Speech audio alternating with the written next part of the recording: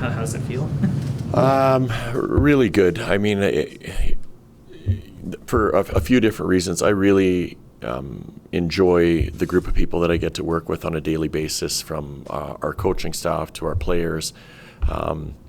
So I honestly, I'm quite honored that I have an opportunity to have some more time here. I think that's important for us because I truly believe that we are going in the right direction as a team.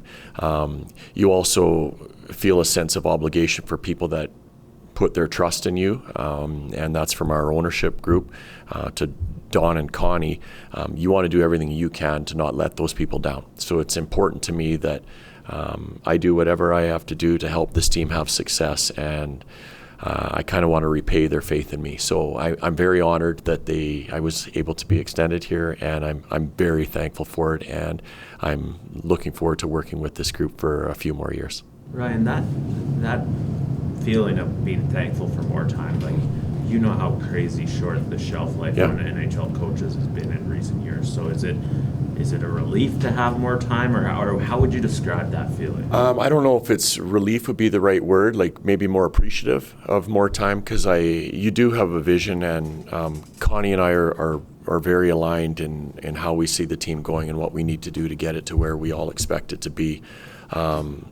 And as much as we'd like to snap our fingers and have it there right now, reality is it's not the case, and it does take time. So I am appreciative, maybe more so than anything, that maybe they view it as we're going in the right direction and keep doing it type thing. So I would say more appreciative than anything. Your first year when you came in, obviously there were a lot of veterans who had to be traded away. The age makeup of this team at the end of this extension will probably be quite different. Yep. I guess where do you want this team to be? I think as we get going, like when you look at our group right now, there's a real impact from some of our younger players. You look at the Zari, the Wolf, the Ball, Coronado, like all those signings are younger players that are important for us, and they're going to have to really push from behind. You're going to start to see people like Zane and Gridden find a way to earn their ice time. So they're guys that are going to eventually take over from people that are setting the standard right now. Now that's a ways down the road for sure. But having some younger people, some quality players, some quality people pushing on their way up and learning from what these older guys are expecting them to do, or trying to understand what the standard is, I think it's really important for our group to move forward. So, yep, we will be over the years getting younger as we go. We're pushing the group to be faster and to be harder to play against, all that stuff. Do you see the way you coach and the systems you have in place evolving over the next 3 years? Sure. With those younger players? I think you have to. I mean, I think if you stand still in any walk of life, then you're going to be passed by someone, and that's not what we want for our team, this organization. So we have to make sure that we're adjusting and changing with the times. Speaking of evolving, Michael and Rasmus both said just how good of a communicator you are with everyone on the team, just back and forth conversations. I'm wondering, is that something that you've always prided yourself on, even going back to Kelowna, or is that something that you've kind of worked on as the game and just environments changed? I think it's something that I was comfortable with in Kelowna. For me, your first year when you're coaching, you're a little bit nervous, even junior level, with how you want to communicate with the players. But I always felt if you're honest and upfront with them, even if the message may not be one they want to hear at times, then they will respect it. And oftentimes, the older I've gotten, I think you realize that it's much more of a partnership with coach-player than it probably used to be. So I think it's a necessary thing that if you want people to go a certain direction, they have to be part of that plan or that roadmap, whatever you want to call it. They have to have some investment in that as well. And I think being open to what they suggest, and it allows me to be a little bit clearer, honest with them at the same time.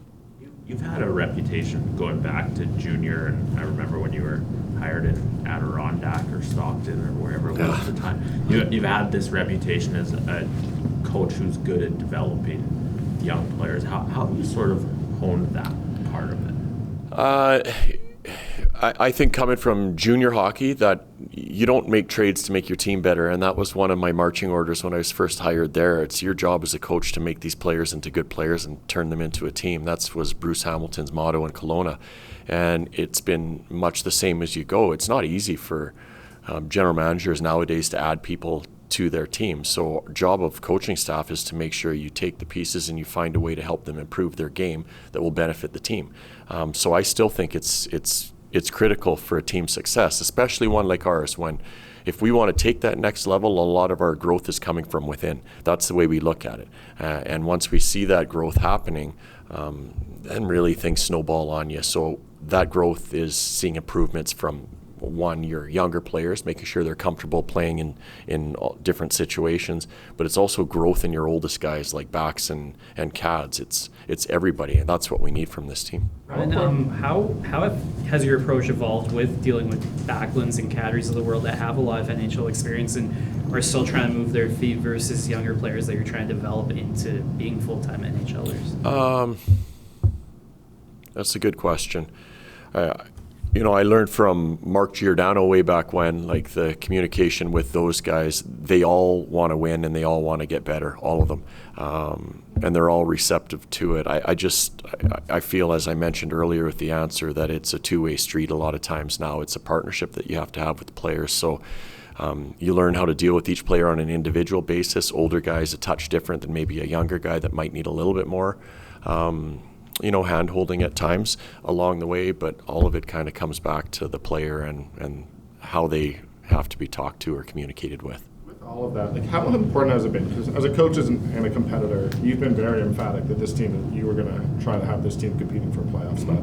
The alignment with Craig, with the higher-ups of the organization, that's the way you guys are going to do things. How important has that been to what you were trying to accomplish? We're very, I mentioned Craig, like the same page is important, because if someone is missing off that page, then the players will say, well, they're not the same page together. It's one big web, if you want to call it that. So I, from day one, have been a believer in Craig's plan that he has here and in the communication and the conversations that we've had. I'm good with where we're going to push this team and how we're going to push it, and the players see that. So expectations from our coaching staff are the same expectations that management has for the team, that they put their best on the ice every night. They're competitive, and we're going to push for playoff spot, and that's our expectation, is that we'll be there. There are so many instances where an individual goes from being an assistant coach to a head coach with the same organization and then struggles to have success. What's allowed you to have success, and how have you evolved going from an assistant coach to a head coach? Good question. And I think what's allowed me to have some success is people like Michael Backlund. Again, if you don't have your top people with you, if they're not pulling the same direction that you are, then you're fighting an uphill battle. It doesn't often work, and then it becomes a real challenge. But from day one, Michael's been excellent. Raz has been excellent. Mackenzie, Jonathan, Cads, Weeks, all of our older guys have been excellent. And then you feel you've had relationships with people like Ryan Lomberg along the way too, where I know him a little differently because I've been around him maybe as a younger player. But that would probably be, Wilsey, my answer to that question is the reason why it's worked is because of the commitment that I've received from those type of players. And how do you find a balance between being a player's coach, and I think a lot of the guys in the room would describe you as that, and being the boss who has to be tough on them at times? That's the accountability that I think you can ask of them when you have a good relationship with the players. So like a day like today, it's not the ideal day for all of this. But the players have to know that what we put on the ice last night isn't the way we expect our team to play. So we make that clear to them, and we practice that way today. So I believe in a standard that things have to be done a certain way. Our team has done a really good job of creating a standard that they believe in and is powerful for us, and it allows us to win games. And that has to be adhered to. There is no just going to touch a portion of this standard. You're fully in, or you're not in at all, and that's what we expect as a coaching staff, and our players do as well. Ryan, Rasmus said they want you to go to the center of the ice and lead the stretch. Can you speak to maybe the reactions, or how special it is when guys are clearly really happy that you're going to be around for a long time? Yeah, well, really, again, like I mentioned earlier, I'm honored, and I have a special place in my heart for all these guys because of the way they work and the way they compete. So I'm a big believer in the people in the locker room. I wouldn't go into the middle of the circle there because I don't think I'd be able to get up if I did go down. But I'm, as I mentioned, I'm really proud of this group, and I'm honored to be here a little bit longer. Not to change the subject at all, but do you have any update on Jonathan Hubert on it? He's day-to-day right now. What did the backup decision come down to? Why Devin Goalie? That was, Wes, a very tough one, to be quite honest with you, especially the way last night's game went. I mentioned that I don't know if it was a great evaluator for us based on the way the team played in front of the guys. We're a little bit more familiar with Devin in what he can bring to the table, and there are certain parts of Provy's game that we have to work on. So getting a chance to get guys their own net and making that decision now, we felt was important to us. But again, it's fluid for us right now. We have to find guys that are going to give us a chance to win for sure. It feels like whenever you were asked about the backups, like one of the things you went out of your way to mention was they have to be a really good supportive partner to Dustin. What, from your vantage point, like what are the biggest pieces of that role? Well, the biggest piece for me is that when Dustin is out of the lineup, that next guy goes in and he's very competitive and he gives us a chance to win. That is the biggest thing for me, because then it allows us to give Dustin more nights off to start with. At the end of the day, goalies have to be competitive with each other, but they have to be good friends. And I think that's important because they're really the only two guys that understand that position. They have the goalie coach. They're a really small part of your team, but nobody really gets what they're feeling. The two of them do, so they can have conversations together. So you want them to be comfortable with each other, so that if Wolfie needs to talk to someone about the position or vice versa, they're good with it. And I think that's why the best goalie tandems around the league are typically guys that are really close. How difficult the decision was it to put Rory Cairns on waivers, and as a follow-up to that, Matvey Gridden, I know it was probably tough to evaluate players last night, Yep. but what did he do to turn another opportunity? Matvey, well, speaking of him first, like he was one of our better players last night. I would put him in the probably top four. I mentioned a few names last night, and I didn't put him in there, but the skill set that he does have, the size and the pace of the game that he can play at is important for us and our team. With Rory, if there's one guy that's come the furthest, it's probably him with our organization from even you look back a couple of years ago. But I feel it's important for Rory that we look at him as a top 9 guy, and that's where he has to play. So right now down the middle of the ice, we have some older players in there, and we want to make sure that when Rory is here, he's not in and out, in and out, in and out. Rory's got to be able to contribute on a daily basis, so getting him playing was important for us. But as I said earlier with the goalie comment, there's a lot of fluidity right now where it may not be for long.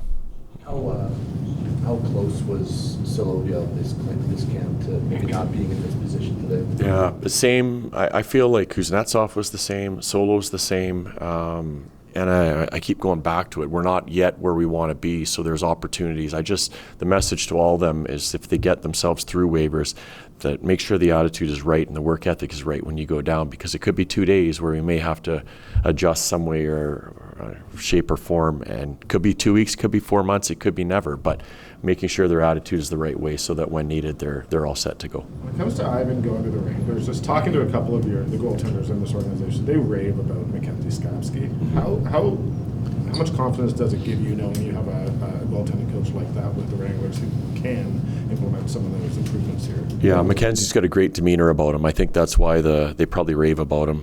But I do think it's that whole department. Like Siggy does an excellent job, and I'm with Jason every day. I think he's fantastic at what he does. So again, much like we talked about earlier with Connie, ourselves, and the players, how there is alignment, there very much is with our goalie department as well. It's kind of neat to see. So they're all on the same page with what they want to do with their goalies, and how they see them developing down the road so they can help us win games. How does tomorrow set the table for next week?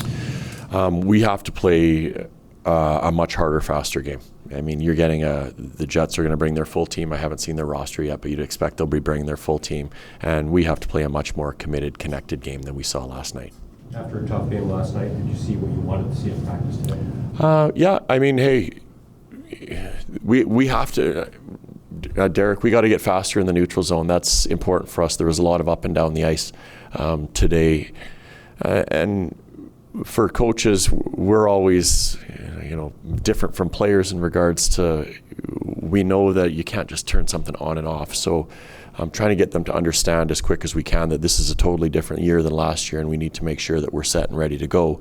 Means that we have to play these games like they matter, like it's a Game 7 situation. A player will look at you and they'll roll their eyes and they'll be like, it's exhibition time.